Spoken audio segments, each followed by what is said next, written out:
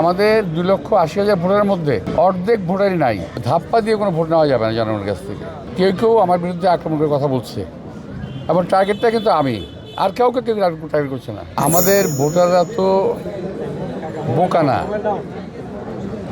এই ঢাকার ভোটাররা সবাই সচেতন এবং দীর্ঘদিন রাজনৈতিক পোর খাওয়া ভোটারেরা। আন্দোলন মিছিল মিটিং এলাকাতেই হয়েছে বেশি সবচেয়ে। এই মতিঝিল, রমনা, শাহবাগ, পল্টন, শাহজাহানপুর এলাকাতেই এবং আহত নিহত সংখ্যা এলাকায় বেশি। সুতরাং ধাপ্পা দিয়ে কোনো ভোট নেওয়া যাবে না জনগণের কাছ থেকে। এখন পর্যন্ত আপনার আসলে সার্বিক পরিস্থিতি কেমন দেখছেন? যেভাবে আসলে কথা রটানো হচ্ছে সেই দিক থেকে পরিস্থিতি কেমন দেখছেন? বুঝি নাই। সার্বিক পরিস্থিতি কেমন দেখছেন? নির্বাচনী পরিবেশ কেমন আছে? বিধিনিষেধ সবকিছু মেনে চলা হচ্ছে কিনা? নির্বাচনী পরিবেশ যদি বিধিনিষেধের কথা বলা হয় তাহলে ভালো নাই। কারণ নির্বাচনী আচরণবিধিতে কোনো ব্যক্তিকে আক্রমণ করে কথা বলা যাবে না, কিন্তু কেউ কেউ আমার বিরুদ্ধে আক্রমণ করে কথা বলছে এবং টার্গেটটা কিন্তু আমি, আর কেউ টার্গেট করছে না। তো যাই হোক, তারা মিথ্যা কথা বলছে, এর জন্য ইহকাল পরকাল দুই কালে বিচার হতে পারে।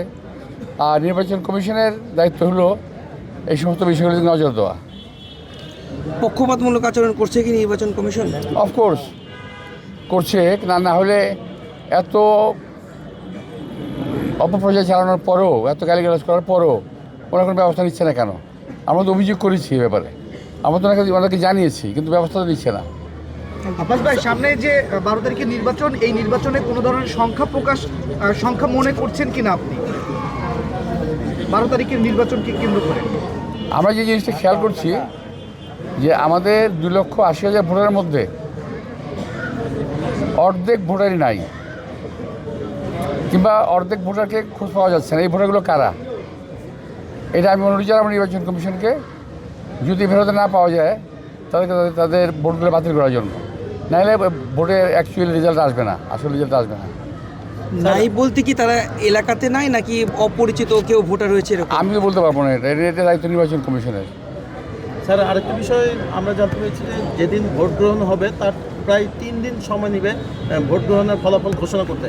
এই বিষয়ে আপনারা যারা বিএনপির মনোনীত প্রার্থী রয়েছেন তারা এই ফলাফল মেনে নেবেন কিনা?